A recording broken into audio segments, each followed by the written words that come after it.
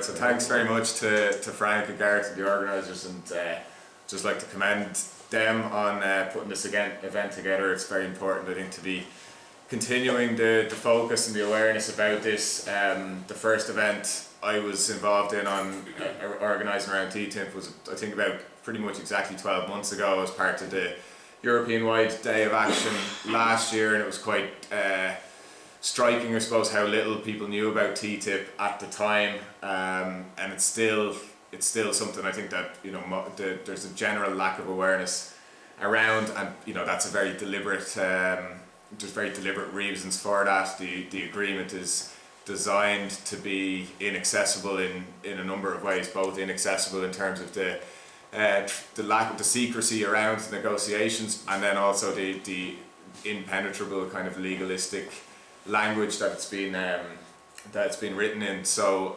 I think it's important, as much as we can, to keep mobilising, keep raising awareness around this, and so today's an important part of that. The trade unions are obviously a very important part of this movement. I've been asked just to give a bit of an introduction to the TTIP agreement in kind of broad and general terms. Brian's probably given a much more eloquent introduction than I'd be able to anyway, so and probably a lot of you are familiar with some of this stuff. Hopefully it's not too basic or simplistic, but at least it'll hopefully set the scene for some of the discussions through the day on the more substantive and issue specific aspects of TTIP and these free trade agreements as they're evolving now. So just a little bit of context on the international law setting in which the TTIP agreement is being situated and being negotiated. There's two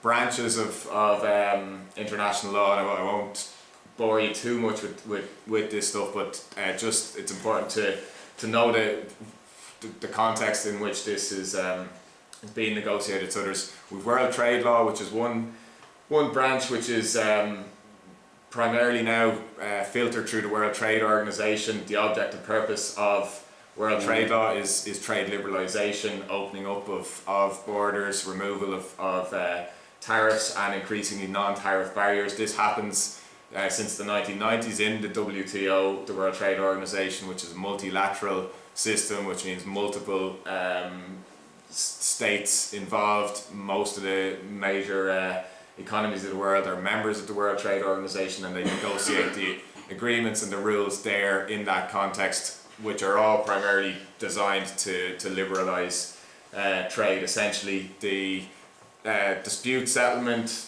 systems, it's getting a lot of focus, as Brian said, in relation to the TTIP agreement. What you have in the World Trade Organization is a state versus state dispute settlement system, so only states can bring these cases against other states to challenge their policies or their rules if they're seen as anti free trade or as somehow unduly interfering in the free market.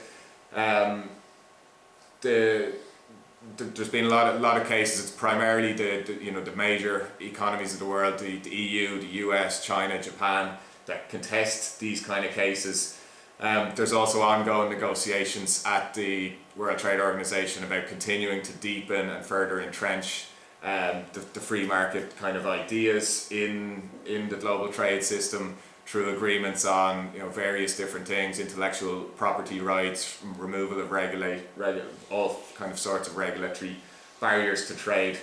And in the context of that, there's been a lot of bit of an impasse in the negotiations in recent years, global north-south tensions that have brought up a number of stumbling blocks in relation to agriculture, subsidies, for example, that the US gives to its own cotton industry, whereby countries like India and Pakistan are arguing that, you know, you're speaking about free market and about trade liberalisation, but you're on the one hand and using that to access our markets and our labour, but on the other hand you're protecting your own domestic sphere and you're closing off market access for us. And so there's been a significant impasse for the last number of years. And so that's part of the reason why, when we think about why is this EU-US trade agreement being negotiated at this particular moment in time, part of it is about circumventing the WTO system, the objections that the global south countries are raising there, and also some of the decisions that have been given by the WTO state dispute settlement system are the kind of decisions that the likes of the United States aren't happy with. The US is generally quite antagonistic to international organisations, international courts, and these kind of things. But when they saw the World Trade Organization very much being moulded in their image of the post-Cold War victory of capitalism, end of history type of scenario, and so when there was cases brought against the US at the WTO, for example, by Venezuela challenged some of the American policies in relation to subsidies and incentives that it was giving to its domestic oil companies and discriminating against Venezuelan gas and oil companies, and the World Trade Organization said, actually, yeah, you're right, this is discrimination by the US against Venezuela, and they've ruled against the US, and so the US obviously didn't take too well to those kind of things. So that's world trade law. The other aspect of it then is in the international law on foreign investment. The fundamental objective purpose of this is about investor protection, so about protecting the rights of multinational companies that are investing into a market. This is done not through a global international organisation like the WTO, but through a whole series of individual what are called bilateral investment treaties, so treaties signed between two different countries. This has a kind of a colonial or neo-colonial history to it. It goes back to the 1950s, and most of the bilateral investment treaties over the last 40 or 50 years have been about trying to facilitate access for multinationals in Europe and North America into markets in the global south to facilitate access to cheap materials, cheap labour, and to essentially bypass the domestic legal systems in those countries that weren't trusted. So that's where we have this investor-state dispute settlement system. That's where that comes from. The idea being that if European and American companies are going to invest in Africa, in Latin America, we can't trust the legal systems in those countries. They don't have a serious rule of law that will protect property rights and profits of multinationals. So we'll bypass their legal systems and we construct these arbitration tribunals in Washington or other places that we have control over. And in those cases, it's only the corporation that can bring the case against the host country. So the host country doesn't have any chance to sue the investors, and as Brian was saying, certainly the people or the communities don't have any access to these tribunals. They're made up of private commercial arbitrators, not qualified judges, and a lot of these arbitrators work when they're not functioning as judges in these tribunals. They work for the big multinational companies as legal counsel, as legal advisors. And so there's a kind of an inner circle and a bit of a rotating door there. There was a very good report done a couple of years ago by an organisation called the Transatlantic Institute that looked at this. It was called Profiting from Injustice, and they showed that there's about 15 international lawyers and law firms that are essentially sitting as the judges for the majority of these cases, and they're very much bound up with the commercial interests involved. And the more there's incentives for them, the more favourable decisions they give towards the corporations, the more likely they're going to be sitting on these panels in the future. And so there's lots of examples. We've probably heard a lot about the types of cases that come up in these tribunals.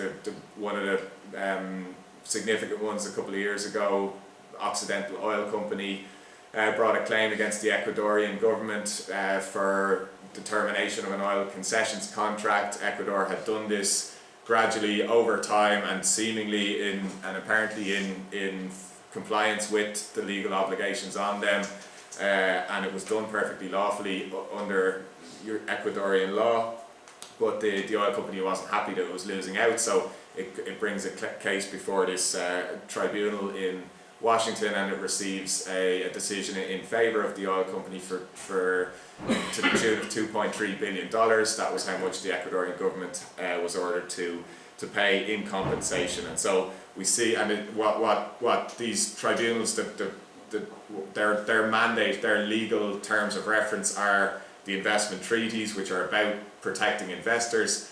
They don't have a remit to look at other areas of public policy or public interest, environmental protections, human rights concerns, labour rights. These kind of issues they're not. It's not part of their constitution, as it were. So that's the two branches, I suppose, that are coming together in the TTIP agreement. And it's not just TTIP. TTIP is one of a number of these type of agreements that we've seen emerging over the last few years. The comprehensive agreement on trade between the European Union and Canada has been a few years ahead of TTIP in that sense. It's been agreed. The Trans-Pacific Partnership between basically a huge zone now between North America and the Pacific, Australia, New Zealand. That's just been agreed. The text of that has just been agreed during the week. So that will now go through the process of being legally adopted and ratified by the states involved, and a lot of similar concerns in these two agreements, the EU-Canada one and the Trans-Pacific one, in terms of the assault on democracy, the prioritisation of corporate interests and so on. And so TTIP is the latest in the line of these agreements, and it's in some way a kind of a hybrid model that's merging these two areas of law together. And we see in what international law is doing here is really functioning as an expression of and a vehicle for free market economics and neoliberal ideas about reducing the role of the state in regulating economic trade and activity. So that's just a little bit of the background. What does TTIP itself do then? There's two kind of central pillars as I'd identified them. One is the regulatory convergence that Brian alluded to. This is about harmonisation of standards. The WTO and its predecessor, the GATT system, spent a lot of time from the 1940s on to the 70s or 80s removing tariffs or removing taxes and customs duties and those kind of financial barriers to trade. And since then it's all been about non-tariff barriers, about protecting intellectual property rights, and about removing the kind of regulations that might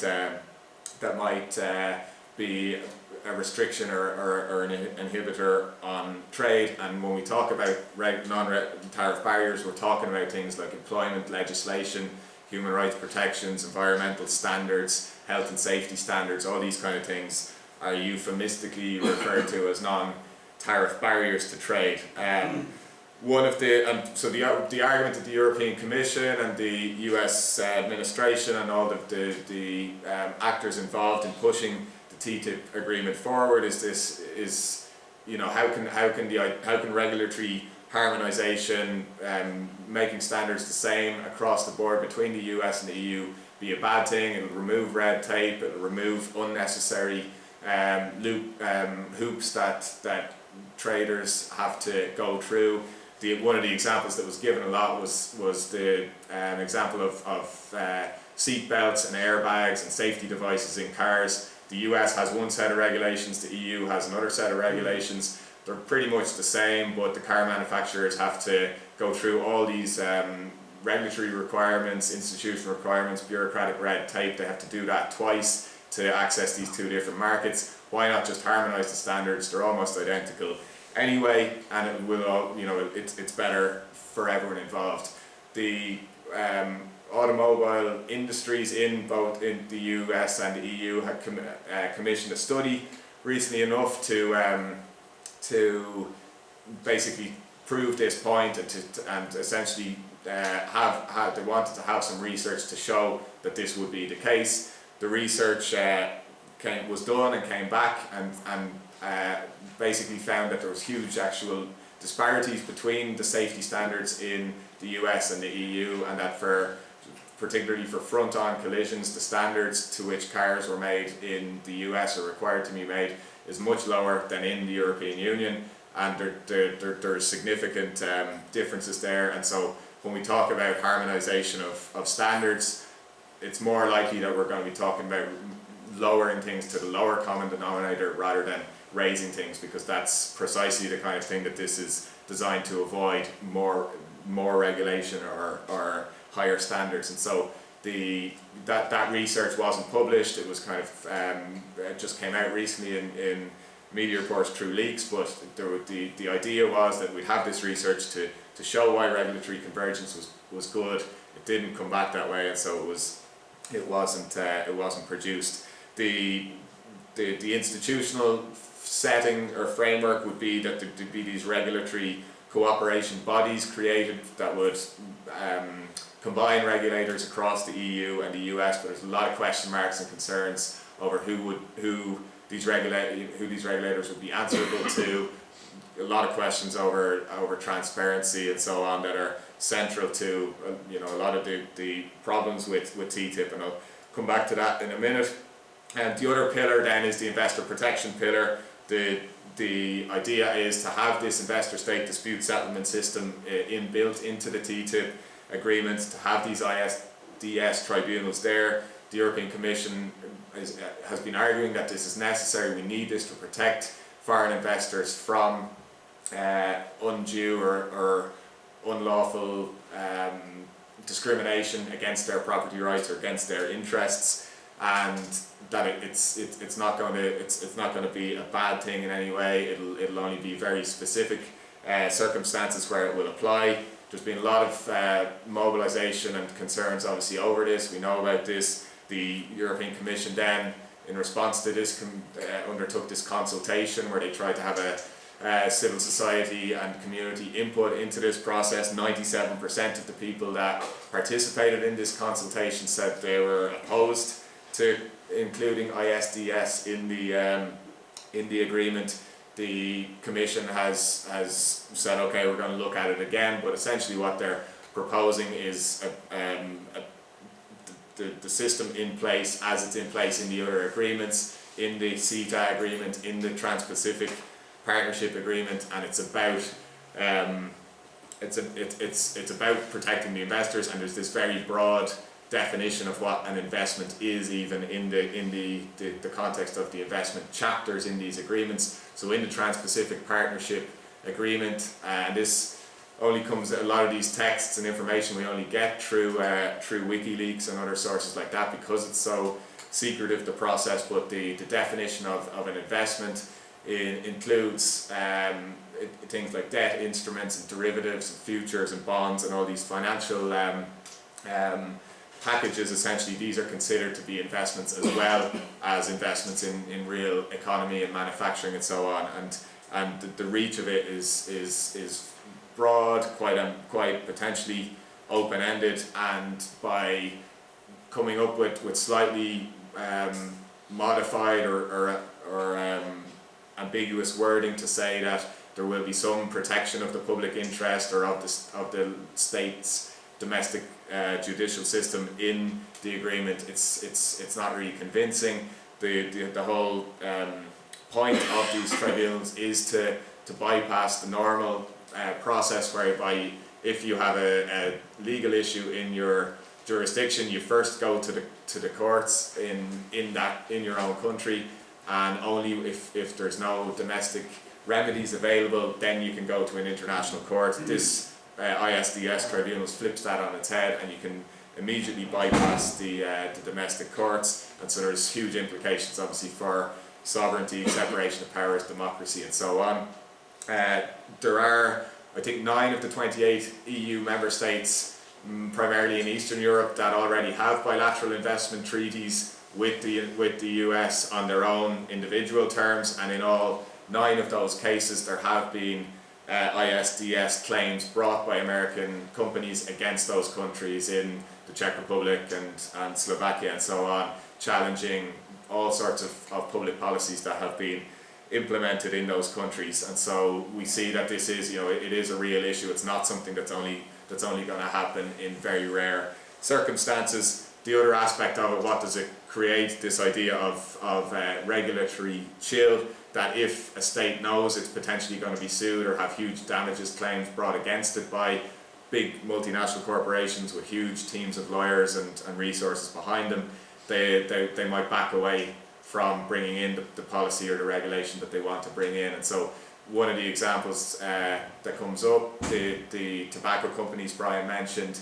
the Philip Morris and a number of others have brought investor-state dispute settlement claims against Australia, against Uruguay and other countries for bringing in legislation to implement plain packaging laws on tobacco products for the purposes of reducing cancer rates, promoting public health standards and so on.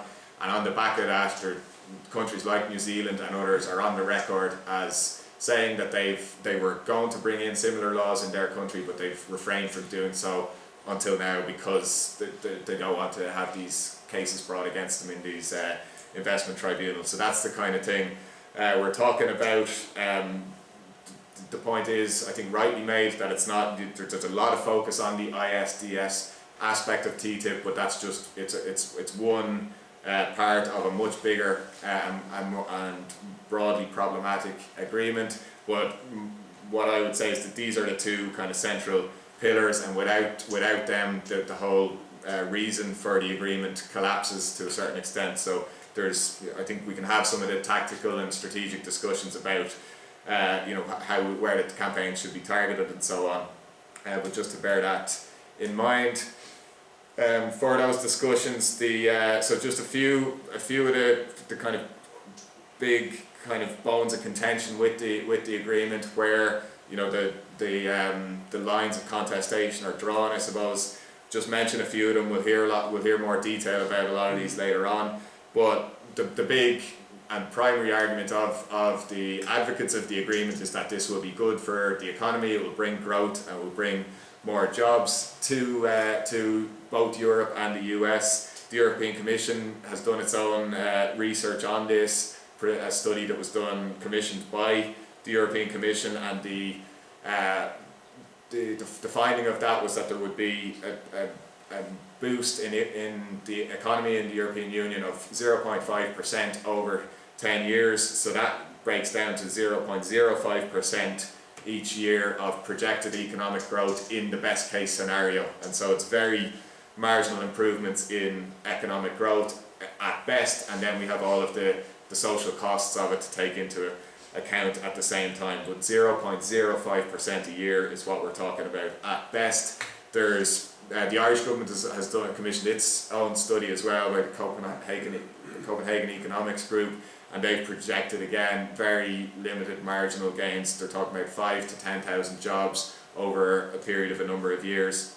There's been other studies done on the other side of this, a study done by Tufts University that used a different set of assumptions and different models. The pro-growth and pro-jobs studies are based on a model that assumes full employment and full elasticity in the labour market, which are problematic assumptions. So the economists have said this is, there's a more balanced way of looking at this, and on the basis of other models there have been projections of net economic losses overall, and forecasts that the EU could lose up to 600,000 jobs in the end of this. And the experience from other situations like the North America Free Trade Agreement, for example, there were significant job losses in the US on the back of that. So ultimately there's no really reliable or conclusive evidence that I can find one way or the other. We can't say for certain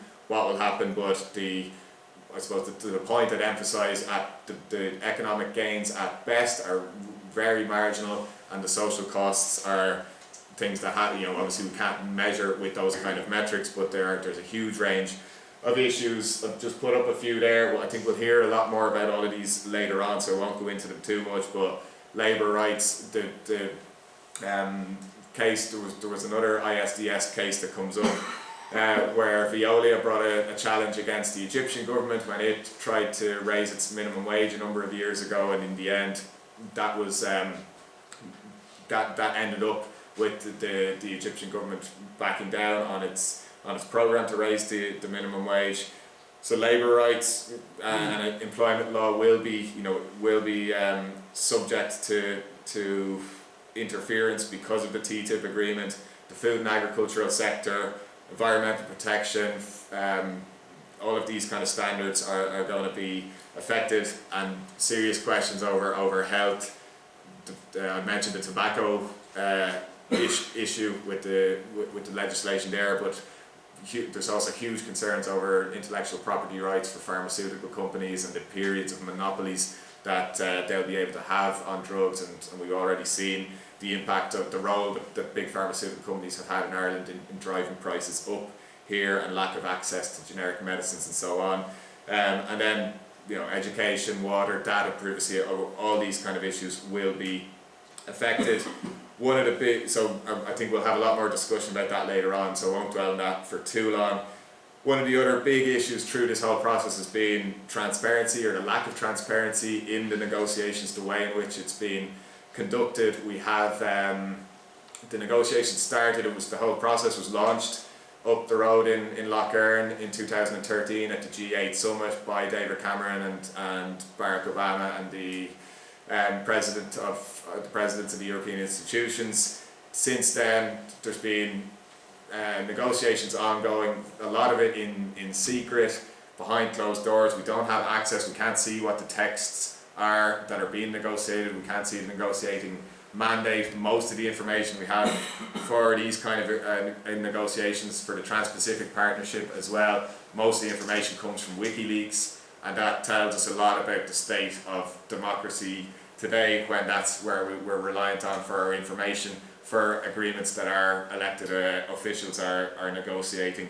There's stories about these rules because of the leaks that have come through WikiLeaks. They now have extra security measures in place in Brussels and Washington. The texts and the documents are kept in these locked rooms behind high security facilities. Secret ink or special ink that's used on the paper that can't be photographed. All this kind of stuff to keep things under wraps, because, and I think the Trans-Pacific Partnership has shown it, that it was kept away from the public awareness for long enough that by the time people were aware of it, it was the train had left, and it was too late really to be able to stop the negotiations in their track.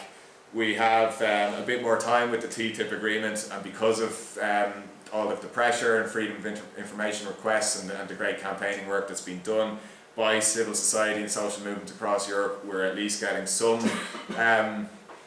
progress on this, but it's still very limited. The European Commission are saying now we're going to make everything much more transparent, we're going to publish everything online and make it available. But just as an example of what the reality of that is, when they say that, this was a series of freedom of information requests that were made by some of the campaign groups trying to get access to minutes and information of meetings that were held between tobacco company lobbyists and the European Commission negotiators over the last couple of years. There's a huge disparity in terms of access to the institutions and the negotiators. The meetings the consultations and the meetings that have been held. It's about the statistics that we have that are available on it is that the European Commission has consulted and met with the corporate lobbies in that makes up about 92% of the meetings that they've had. trade unions and other civil society groups, it's kind of 3 or 4%, and then community groups and others, it's really really limited. So one of the things that we've been trying to do is get access to what's being said in these meetings between the corporate lobby groups. This was in relation to tobacco companies specifically. Number of freedom of information requests. Eventually the European Commission said, okay, fair enough, we'll publish the documents, but what they published, 95% of it or more was redacted.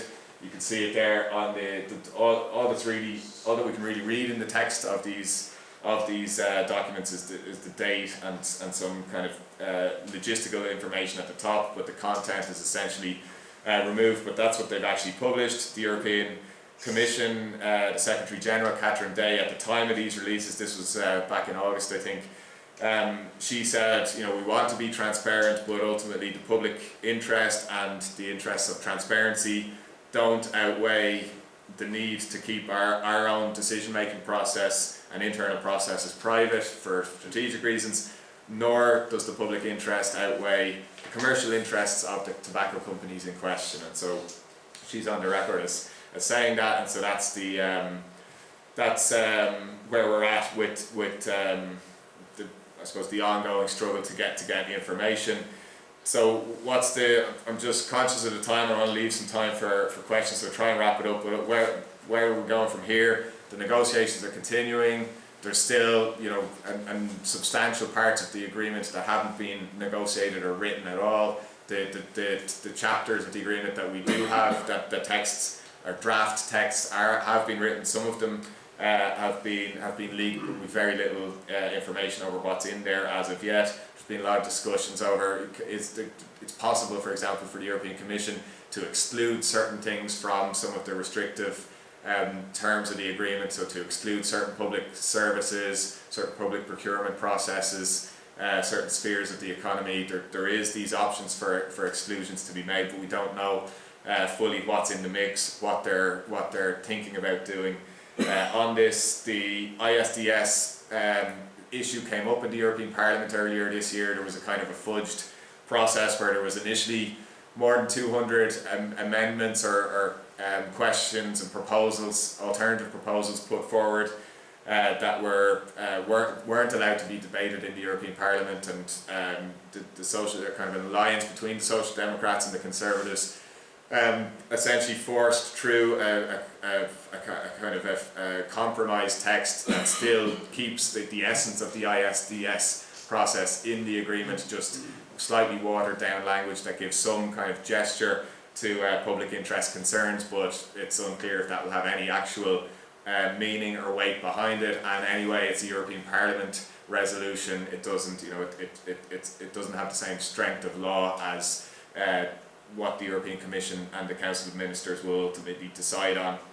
The other questions that's come up is over whether this agreement will be considered to be what's called a mixed agreement or an exclusive competence agreement. Exclusive competence means that it's ultimately the European Union's and the institutions' decisions on that, so it'll just need, once the final text of the agreement is agreed between the negotiators, it will then it'll have to be ratified by both sides. If it's exclusive competence, that ratification on the European Union side will mean that it's just a qualified majority vote at the Council of Ministers. All the ministers for trade of the member states will vote it through, and a simple majority vote at the European Parliament. Whereas if it's considered to be a mixed agreement, it will have to go to each individual member state for its own separate ratification process, which in Ireland would mean it would have to go through a parliamentary approval process and have to be ratified by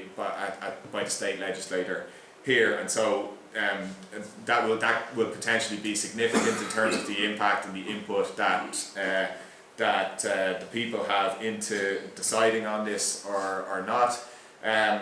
We don't know yet what it's going to be. The European ambassador to the US, David O'Sullivan, who's an Irish diplomat, and he is the EU ambassador to the US, and he's quite involved and invested in this process. He spoke at an event in Dublin last month, and he said in his remarks, oh no, it'll definitely be a mixed agreement. This is a democratic process, and he said, according to him, actually it's maybe too democratic, but it will be a mixed agreement, and the individual countries will have to ratify it. Someone he said this kind of as a side comment in his remarks. Someone asked him to confirm that is the case in the questions and answers, and he said, well, you know, in all likelihood it will be, and he kind of backtracked a little bit. And the problem is that we don't know. There's different areas that the EU has exclusive competence over and that member states have competence over.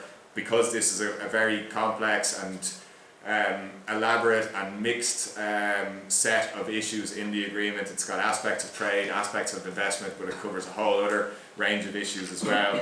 The likelihood is that some of it legally should be considered under mixed competence rather than exclusive competence, but whether the European Commission will actually agree to that is another question, and they've been quite there's been a lot of cloak and dagger stuff going on about how this is going to play out. There's the question marks over whether the European Court of Justice could decide on this or not, but ultimately we don't know.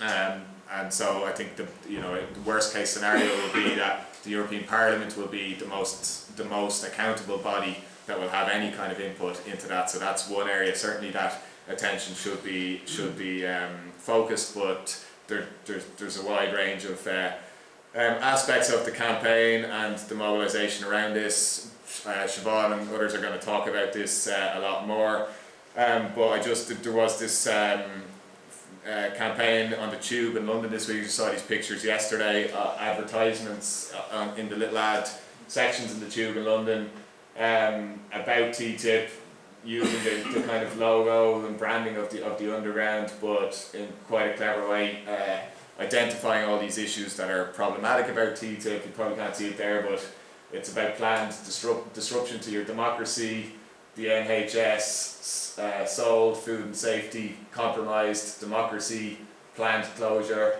environment, part closure, jobs, severe delays, fracking, full steam ahead, big business, good service. And then the TTIP is the end of the line for food safety, environment, labour rights, etc., etc.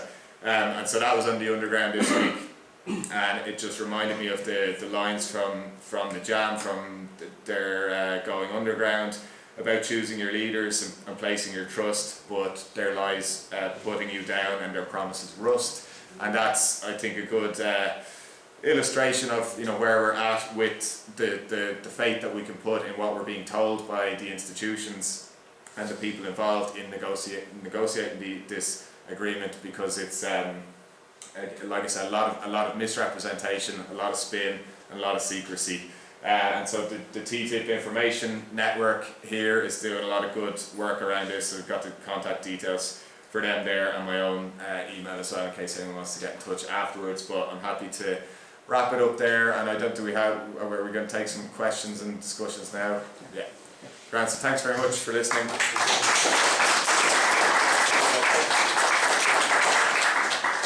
Thank you, John. I forgot to mention that John lectures in the NUI Maynooth, and of course he takes an interest in trade law.